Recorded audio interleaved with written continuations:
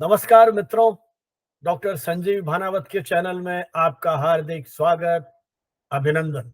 एक शैक्षिक अभियान मीडिया संबंधी मुद्दों को समझने का, एक अभियान समकालीन परिस्थितियों पर एक विचार विमर्श की श्रृंखला को प्रारंभ करना, एक छोटा सा अभियान देश दुनिया के महत्वपूर्ण दिनों की पृष्ठभूमि को समझना, और एक अभियान मीडिया और अलग अलग क्षेत्रों के विशिष्ट व्यक्तियों के साथ समय समय पर संवाद और उनसे कहीं प्रेरणा लेने का एक विनम्र प्रयास। हमारा यह अभियान तभी सफल हो पाएगा जब आपका सहयोग समर्थन हमको मिलेगा, और यह सहयोग समर्थन देने के लिए आपसे अनुरोध, हमारे इस चैनल को सब्सक्राइब करें, मित्रों और परिजनों के साथ शेयर करें और अपनी टिप्पणियों से हमारा मार्गदर्शन और उत्साहवर्धन करें। आज आप देखते हैं, हम कहीं भी चले जाएं, किसी व्यापारिक वाणिज्यिक केंद्र पर, रेलवे स्टेशन, हवाई अड्डों, बस स्टैंड या सुबह शाम बगीचों में, सड़कों पर घूमते हुए व्यक्तियों को देखें। आपने देखा होगा, अधिकांश व्यक्तियों में आज एक बात कॉमन है, और वह है सभी का ध्यान अपने मोबाइल की ओर है। उठते बैठते सोते जागते हम सभी लोग मोबाइल की इतनी गिरफ्त में आ गए हैं कि अब तो डिजिटल फास्टिंग का आह्वान करना पड़ रहा है। जिस प्रकार से आप व्रत त्योहारों के समय फास्टिंग करते हैं, अब ये एक अभियान शुरू किया गया है डिजिटल फास्टिंग का और मोबाइल की इस लत से मुक्त होने का। आइए आज क्यों नहीं इसी पर कुछ संवाद किया जाए। जब हम दिन रात मोबाइल में लगे रहेंगे, क्या परिणाम होगा? हम विभिन्न प्रकार के ऐप्स के कांटेक्ट में आएंगे, हमारी एक्सेस सोशल मीडिया प्लेटफॉर्म्स के साथ बढ़ती चली जाएगी, हमारे सूचना और समाचार प्राप्ति के स्रोतों का बहुत तेजी से विस्तार होता चला जाएगा, और हम रियल टाइम इंफॉर्मेशन प्राप्त करते रहेंगे। ये जो हमारी जानने की भूख है, अपने आसपास के परिवेश से परिचित होने का जो एक उत्कंठा है, ये हमें न जाने कितने सोर्सेस के साथ जोड़ देती है, और इसके आश्चर्यजनक रूप से सकारात्मक और नकारात्मक दोनों परिणाम होते हैं। डिजिटल दौर की इस दुनिया में कुछ शब्द आजकल बहुत अधिक प्रचलित हैं: fake news, misinformation, disinformation, malinformation आदि आदि। क्या आपने कभी सोचा है इनका मतलब क्या है? फेक न्यूज तो आप सब जानते हैं, गलत सूचनाएं। पत्रकारिता की जो 2 शताब्दियों की यात्रा है, उस यात्रा में हमने पत्रकारिता के कुछ नैतिक व्यावसायिक मानदंड स्थापित किए हैं, जो हमें विश्वसनीयता की ओर, जो हमें पारदर्शिता और सटीक और सत्य खबरों की ओर कहीं उन्मुख और प्रेरित करती है। ऐसा नहीं है कि फेक न्यूज डिजिटल दौर की उत्पत्ति है। 19वीं शताब्दी के अंतिम चरण में भी इस तरह की सनसनीखेज, गलत और गुमराह करने वाली खबरें समाचार पत्रों के पृष्ठों के हिस्सा थी। लेकिन डिजिटल दौर की चुनौती यह है कि ये अब खबरें बहुत तेजी से वैश्विक दुनिया में प्रसारित हो जाती हैं, और इन्हीं अवधारणाओं के साथ कुछ अवधारणाएं और पनपी हैं, प्रचलित हुई हैं। उनकी हम विवेचना करेंगे। Dish information. डिस इन्फॉर्मेशन का मतलब है ऐसी गलत जानकारियां देना, ऐसी गलत जानकारियां जानबूझ करके देना जिससे व्यक्ति गुमराह होता हो, जिससे समाज की शांति व्यवस्था खतरे में पड़ती हो। ऐसी डिस इन्फॉर्मेशन आप एक एजेंडा के तहत देते हैं, अपने संकुचित राजनीतिक आर्थिक हित साधन के लिए देते हैं। यह जानकारियां व्यक्ति के सोच को प्रभावित करती हैं। ऐसी जानकारियां एक उद्देश्य विशेष के तहत दी जाती हैं। इन्हें डिस इन्फॉर्मेशन कहा जाता है। एक दूसरा शब्द प्रचलन में है, मिस इन्फॉर्मेशन। डिस इन्फॉर्मेशन जहां दुष्प्रचार है, वही मिस इन्फॉर्मेशन भी मूलतः यही है लेकिन थोड़ा सा फर्क है। मिस इन्फॉर्मेशन में भी जो जानकारी दी जाती है वो गलत होती है, लेकिन ऐसी जानकारी जानबूझकर नहीं दी जाती है। इस जानकारी से सामान्यतः समाज में किसी प्रकार का नुकसान नहीं होता है। ऐसी खबरें हानि नहीं पहुंचाती है। हालांकि चाहे मिस इन्फॉर्मेशन की बात हो, डिस इन्फॉर्मेशन की बात हो, पत्रकारिता के मान्य प्रतिमानों पर, मानकों पर इस तरह की खबरें उचित नहीं है, खरी नहीं उतरती है। इसलिए हमें यथासंभव इन दोनों प्रवृत्तियों से बचना है। डिस इन्फॉर्मेशन और मिस इन्फॉर्मेशन के साथ एक और एक्सप्रेशन आजकल प्रयोग में आ रहा है, मॉल इन्फॉर्मेशन। अर्थात जानकारी तो सही है, लेकिन उसका प्रयोग किसी व्यक्ति को हानि पहुंचाने के लिए किया जाता है, उसकी सार्वजनिक छवि को नुकसान पहुंचाने के लिए किया जाता है। जहां डिसइंफॉर्मेशन में खबर गलत होती है और किसी संस्था या व्यक्ति के खिलाफ दुष्प्रचार किया जाता है, राजनीतिक अभियानों में इसका दुष्प्रचार किया जाता है, चुनाव में खड़े होने वाले उम्मीदवार के निजी जीवन को ऐसे डिसइंफॉर्मेशन के माध्यम से लांछित किया जाता है। लेकिन मॉल इन्फॉर्मेशन में जानकारी सही होती है। आपने किसी व्यक्ति के स्वास्थ्य के संबंध में या उसके निजी जीवन के संबंध में या उसके अतीत के बारे में कुछ ऐसी जानकारियां इकट्ठी करके बिना किसी संदर्भ के उसे प्रचारित कर दिया, ताकि सार्वजनिक रूप से उस व्यक्ति की प्रतिष्ठा या उस संस्था की प्रतिष्ठा धूमिल हो। यह मॉल इन्फॉर्मेशन की श्रेणी में आता है। तो इस प्रकार चाहे डिस इन्फॉर्मेशन की बात हो, चाहे मिस इन्फॉर्मेशन की बात हो, चाहे मॉल इन्फॉर्मेशन की बात हो, ये तीनों तरह की प्रवृत्तियां सामाजिक व्यवस्था के लिए घातक है। ऐसी स्थिति में हम करें क्या? क्योंकि आजकल बच्चों से लेकर के बुजुर्गों तक ये डिवाइस, ये मोबाइल, ये इंटरनेट, जिसने इन सारी सूचनाओं तक उनके एक्सेस को पहुंचा दिया है। एक क्लिक पर सूचनाओं का अथाह संसार आपके सामने है। 24 घंटे आप पर सूचनाओं का आक्रमण हो रहा है। हम सब मीडिया के उपभोक्ता बन गए हैं। हमारे सामने बहुत सारी चुनौतियां खड़ी हो गई है। इस डिजिटल दौर में पत्रकारिता के उन प्रचलित व्यापारिक व्यावसायिक मानदंडों को ध्वस्त कर दिया है। अब तक जो पारंपरिक विज्ञापन की प्रकृति थी, प्रवृत्ति थी, धीरे धीरे वो भी समाप्त होती जा रही है। विज्ञापन का एक बहुत बड़ा हिस्सा डिजिटल माध्यमों पर शिफ्ट कर गया है। न्यूज रूम की अवधारणाएं बदलने लग गई हैं। समाचार पत्र भी समाचार पत्रों पर खबर को छपने से पहले डिजिटल प्लेटफॉर्म पर डाल देते हैं। अब सिद्धांत ये हो गया है, पहले खबर को पोस्ट करो, जांच बाद में करते रहेंगे। और इस कारण से कई बार गलत खबर भी दुनिया भर में प्रचारित प्रसारित हो जाती है। तो हमारे सामने बहुत सारी चुनौतियां खड़ी हो गई है। एक दौर था जब समाचार पत्रों के रिपोर्टर्स को उसकी न्यूज रूम की जो टीम है, उसकी जो एडिटोरियल टीम है, उसका पूरा सपोर्ट, सहयोग मिलता था। प्राप्त रिपोर्ट्स की बाकायदा तथ्यान्वेषण किया जाता था, उसकी सत्यता का, सटीकता का आकलन किया जाता था। उसके बाद खबर प्रकाशित होती थी। एक बाकायदा एक नियंत्रण था संपादकीय, जिसको आप द्वारपाल थ्योरी कह सकते हैं। और उन खबरों पर पाठकों का या चैनलों के दर्शकों का एक सीमा तक विश्वास होता था।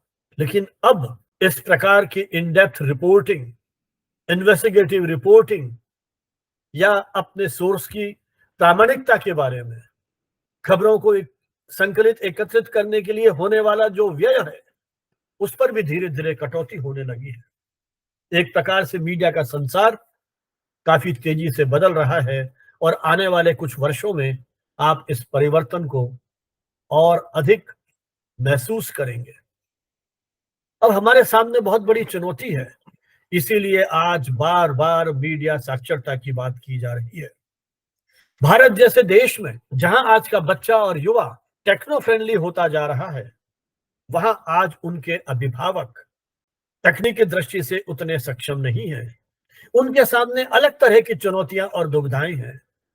किस तरह से उन बच्चों और युवाओं को नियंत्रित करें, किस तरह से उन्हें इस मिस इन्फॉर्मेशन, डिसइन्फॉर्मेशन और मॉल इन्फॉर्मेशन के खतरों से बचाएं, क्योंकि वो अभी भी तकनीकी रूप से सक्षम नहीं है कि वे अपने बच्चों को, पुत्र पुत्रियों को उनसे होने वाली जो हानियां हैं, नुकसान हैं, उनके बारे में सही समय पर सजग सचेत कर सकें। ऐसे में विद्यालयों और विश्वविद्यालयों की बड़ी भूमिका है। सोशल मीडिया पर सीधी और आसान पहुंच ने उन अबोध, अपरिपक्व मस्तिष्क पर गहरा असर डाला है। हमें उन्हें इस बात के लिए सेंसिटाइज करना होगा कि वे इस बात में सक्षम हों, अपनी उम्र के लिहाज से, कि इस तरह आने वाली सूचनाओं और समाचारों के स्रोत को समझ सकें, उसकी आलोचनात्मक ढंग से समीक्षा कर सकें, जो जानकारी दी जा रही है उसका विश्लेषण करने की क्षमता हो, उसके संदर्भों को, उसकी प्रासंगिकता को, उसके उद्देश्यों को वे समझ सकें,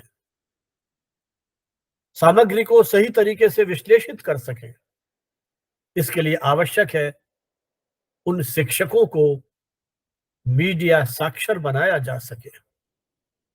यूनेस्को जैसे अंतर्राष्ट्रीय संगठनों ने इस दिशा में काफी शोध अनुसंधान किया है और अपने प्रकाशनों के माध्यम से कुछ ऐसे मॉड्यूल तैयार किए हैं जिनके माध्यम से हम स्कूल, कॉलेजेस में या इन कार्यशालाओं में हमारा जो लक्षित समूह है उनको मीडिया साक्षर बनाने की दिशा में छोटा सा प्रयास कर सके, ताकि आने वाले समय में ये पीढ़ी जो इन खतरों से जूझ रही है इस बात को समझ सके कि किस तरह की सूचनाएं और जानकारियां हमारे लिए हितकारी या अहितकारी है। इस तरह की जो सूचनाएं, समाचार आ रहे हैं, इनको रोकने के बहुत सारे तरीके हो सकते हैं, प्रयास किए जा रहे हैं, लेकिन मुख्य रूप से दुनिया के अनेक देशों ने आज सख्त वैधानिक उपाय किए हैं, कानूनी उपाय किए हैं और साथ में ही तकनीक को भी इतना सक्षम बनाने के प्रयास किए जा रहे हैं कि वो इन प्रवृत्तियों को समझ सके। आज सोशल मीडिया प्लेटफॉर्म्स ने कुछ बड़ी बड़ी वेबसाइट्स के साथ हाथ मिलाया है, समझौते किए हैं, ताकि इस तरह से प्राप्त होने वाली भ्रामक और गुमराह करने वाली सूचनाओं को वो अपने एल्गोरिदम के माध्यम से कहीं चेक कर सके। इन एल्गोरिदम्स की भी नियमित रूप से ट्रेनिंग जरूरी है, प्रशिक्षण जरूरी है, क्योंकि एल्गोरिदम कुछ शब्दों के अनुसार काम करता है।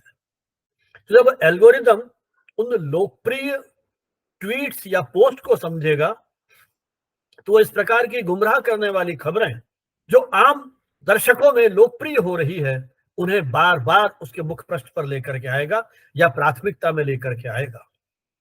तो इनकी भी, उस तकनीक को भी हमें इस प्रकार से बेहतर बनाना होगा कि वो उसके निहित संदर्भों को समझने में कामयाब हो और कहीं ना कहीं इसमें ह्यूमन इंटरवेंशन को भी स्थापित किया जा सके।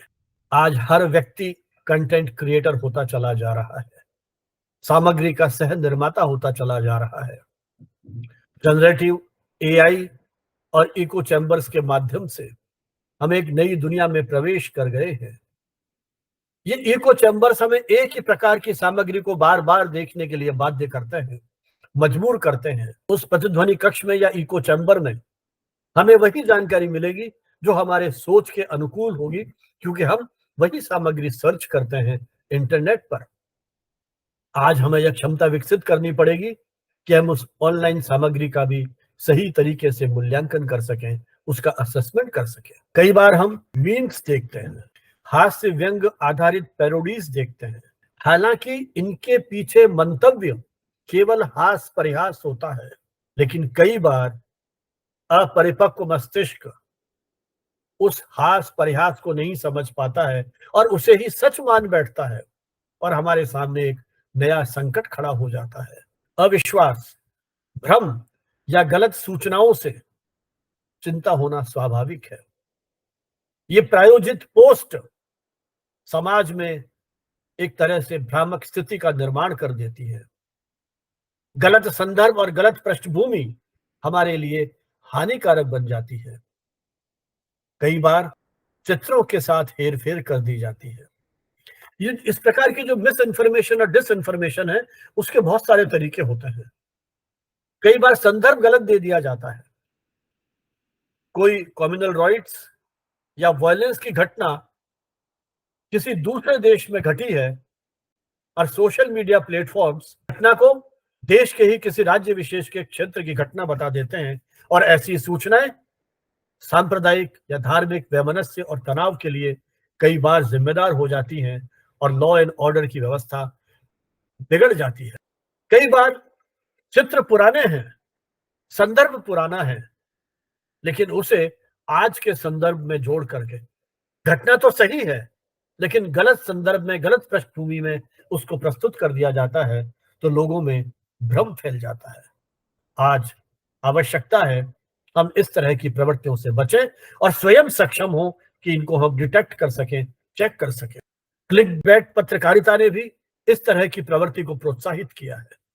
जब समाचारों की सुर्खियों का उसके कथ्य के साथ कोई सामंजस्य नहीं होता है, केवल अपनी वेबसाइट पर क्लिक प्राप्त करने के लिए जब खबरें दी जाती हैं, तो एक नई तरह की समस्या पैदा हो जाती है। एक नए तरह का भ्रम समाज में, देश में, दुनिया में फैलने लगता है।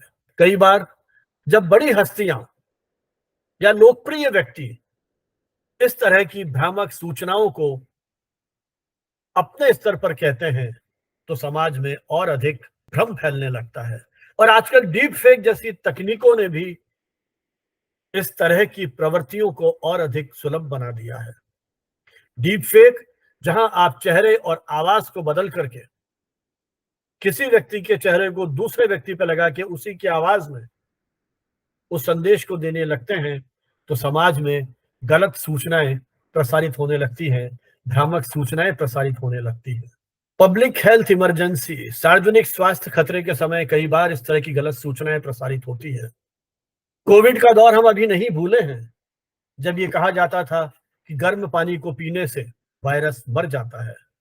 इसी तरह की अन्य भ्रामक सूचनाएं, हालांकि इसके पीछे किसी को नुकसान पहुंचाने की प्रवृत्ति नहीं थी, लेकिन ऐसी सूचनाओं पर लोग अनायास विश्वास कर लेते थे और उसका परिणाम कुछ नहीं निकलता था। तो इस तरह की अवैज्ञानिक सोच पर आधारित सूचनाएं जब मिलेंगी, तो समाज में किसका फायदा होने वाला है? जब हम वैज्ञानिक सूचनाओं को भी या वैज्ञानिक निष्कर्ष और शोध की जानकारी भी देते थे, तो प्राय मीडिया कर्मी की यह कोशिश रहती है या कोशिश होनी चाहिए कि उस रिसर्च से जुड़े हुए सभी पहलुओं के बारे में जानकारी दी जाए कि यह शोध किस देश में हुई, कितनी सैंपल साइज थी, किस तरह से निष्कर्ष निकाले, सैंपल कहां से इकट्ठा किया गया था, ताकि सही, सटीक और तथ्यपूर्ण जानकारी हम अपने ऑडियंस को, अपने पाठक, दर्शक और श्रोता को दे सके। नहीं तो ये सूचनाएं या तो डिस इन्फॉर्मेशन की श्रेणी में आएंगी, या मिस इन्फॉर्मेशन की श्रेणी में, या मॉल इन्फॉर्मेशन की श्रेणी में आएंगी, और ये तीनों ही किसी न किसी प्रकार से समाज के लिए नुकसानदायक है। इस तरह की सूचनाएं प्रकारांतर से लोकतांत्रिक मूल्यों के लिए भी खतरा है। गलत सूचनाओं की तथ्यात्मक जांच होनी चाहिए, उसका विस्तृत स्पष्टीकरण दिया जाना चाहिए, गलत जानकारियों का तुरंत खंडन होना चाहिए। डिजिटल माध्यमों ने क्षण भर में उस घटना को वो वैश्विक बना देते हैं, इसलिए चुनौतियां और अधिक बढ़ गई हैं। आज समाचार पत्रों में और मीडिया संस्थानों में और सरकारी स्तर पर फैक्ट चेक की एक विशेष व्यवस्था की जा रही है। गूगल ने 2018 से एक अभियान प्रारंभ किया है। उन्होंने मीडिया शिक्षकों और पत्रकारों को प्रशिक्षित किया है फैक्ट चेकिंग के लिए, और उन्होंने ट्रेनिंग के माध्यम से ऐसे फैक्ट चेकर तैयार किए हैं जो देश के अलग अलग संस्थानों में जाकर के कार्यशालाएं आयोजित करके सभी को एक सजग कर सकें, सचेत कर सकें, या उनको उस प्रक्रिया से अवगत करा सकें कि किस प्रकार से आप किसी भी समाचार या जानकारी को फैक्ट चेक कर सकते हैं, और उसके बाद आप उसको अपने सोशल मीडिया प्लेटफॉर्म्स के ऊपर प्रचारित प्रसारित करें। कोई भी इमेज आपने देखी इन ऑनलाइन माध्यमों पर, तो गूगल का ये कहना है कि आप उसे डाउनलोड करें और google.google.com पर जाकर के आप जहां सर्च बार है वहां एक विंडो है, कैमरा विंडो है, उसको क्लिक करें और उस डाउनलोड की हुई चित्र को यदि आप उसमें डाल देंगे, सर्च बार के पास जो कैमरे का आइकॉन है उसको जब आप क्लिक करेंगे और उस डाउनलोड की हुई फोटो को वहां सेव करेंगे तो गूगल उस फोटो का जो ओरिजिनल सोर्स है वो आपको बता देगा। तो इस प्रकार से आज ऐसे टूल्स विकसित हो गए हैं जो आपको इस बात में सहयोग करते हैं कि आप किसी खबर की सत्यता और तथ्यों का पता लगाने में सक्षम हैं। यूट्यूब पर जो वीडियोस आ रहे हैं उनको चेक करने के लिए भी टूल्स विकसित किए जा रहे हैं। तो हमें किसी भी संदेश, सूचना या जानकारी को तुरंत फुरत में फॉरवर्ड करने की बजाय अपने पर संयम रखना चाहिए, नियंत्रित रखना चाहिए स्वयं को। और जब तक आप आश्वस्त नहीं हैं, प्रामाणिक स्रोतों से उसकी पुष्टि नहीं हो जाती है, तब उसको अनावश्यक रूप से फॉरवर्ड करके समाज में विभ्रम की स्थिति पैदा न करें। भारत सरकार ने प्रेस सूचना कार्यालय की एक वेबसाइट के माध्यम से भी ये कोशिश की है कि इस तरह की सूचनाओं का फैक्ट चेक किया जाए। मंत्रालय ने जो गाइडलाइन जारी की है उन्होंने उसका उद्देश्य स्पष्ट करते हुए कहा है, खोजें, आकलन करें, बनाएं और लक्ष्य करें, अर्थात find, assess, create and target. सूचना प्रसारण मंत्रालय ने इस प्रकार किसी भी सूचना को उसकी सत्यान्वेषण करने के लिए यह सिद्धांत प्रतिपादित किया है। अमेरिका के पूर्व राष्ट्रपति डोनाल्ड ट्रंप ने यह दावा किया है कि फेक न्यूज शब्द को उन्होंने कॉइन किया है और इसका प्रयोग पहली बार उन्होंने 2017 में अमेरिका में राष्ट्रपति के लिए होने वाले आम चुनावों में किया था। जबकि एक यह भी उल्लेख मिलता है कि इसका सबसे पहले प्रयोग 1890 में मैरियम वेबस्टर में किया गया था। कुल मिलाकर के कहानी यह है कि डिजिटल दौर में कहानी कहने का तरीका बदल गया है। आम आदमी का समाचार और सूचनाओं को ग्रहण करने का तरीका बदल गया है। दुनिया के अनेक देशों में जिस तरह से सरकारों ने प्रेस पर नियंत्रण स्थापित किया है, वहां ये ऑनलाइन माध्यम अपने आप की अभिव्यक्ति के लिए एक मंच के रूप में उभरे हैं, या यूं कहूं कि प्रभावी मंच के रूप में उभरे हैं। जहां इन मंचों ने लोकतांत्रिक मूल्यों को प्रोत्साहित किया है, वहीं इस प्रकार की विकृत खबरों ने उन लोकतांत्रिक मूल्यों को चुनौती भी दी है। सोशल मीडिया ने इंसान की भावनाओं को उड़ान की ताकत दी है। वो जिस सीमा तक जाए अपनी बात को कह सकता है, ब्लॉग के माध्यम से, ट्वीट के माध्यम से, अपनी पोस्ट के माध्यम से, विभिन्न प्लेटफॉर्म्स के ऊपर। वहीं दूसरी ओर उसके पास ये भी ताकत है कि वो बुरी से बुरी बात भी कर सकता है। ऐसी स्थिति में गलत सूचनाएं, विकृत सूचनाएं लोकतंत्र के लिए घातक हो सकती हैं, लेकिन एक विचारपूर्ण, विवेकपूर्ण सामग्री एक वैचारिक बहस का भी प्रभावी मंच बन सकती है। आवश्यकता है, चाहे परंपरागत मीडिया हो, चाहे ऑनलाइन मीडिया, जैसे जैसे परिपक्वता आएगी समाज में, हमारा ये प्रयास हो कि वह सूचना और समाचार सटीक हो, गुणवत्तापूर्ण हो और निष्पक्ष हो, पारदर्शी हो। फर्जी खबर के साथ साथ फर्जी मीडिया का भी दौर चल उठा है। ऐसे दौर में उस द्वारपाल मॉडल का अनुसरण करते हुए हम कोशिश करें कि इन माध्यमों को लोकतंत्र के इस दौर में बहस का एक प्रभावशाली मंच बनाएं। अब हमारी प्रवृत्ति ये हो गई है कि हम केवल क्लिक पर ध्यान देते हैं, कितनी देर तक पढ़ा गया, क्या पढ़ा गया, कितना पढ़ा गया, इस पर हमारा ध्यान नहीं है। तो क्लिक की इस पत्रकारिता से बचें, विभिन्न सोशल मीडिया प्लेटफॉर्म से जुड़े, विश्वसनीय और अच्छे प्लेटफॉर्म्स चुनें, उन माध्यमों से अपने आप को प्रासंगिक बनाए रखें, विषयों के विशेषज्ञ बने, सच्चे बने, मानवीय बने और पारदर्शी बने। तभी आप मिस इन्फॉर्मेशन, डिसइन्फॉर्मेशन और माल इन्फॉर्मेशन, विकृत सूचनाएं, भ्रामक सूचनाएं, इस दौर से आप बचे और लोकतांत्रिक मूल्यों की वास्तविक रूप में प्रतिष्ठा कर सकें।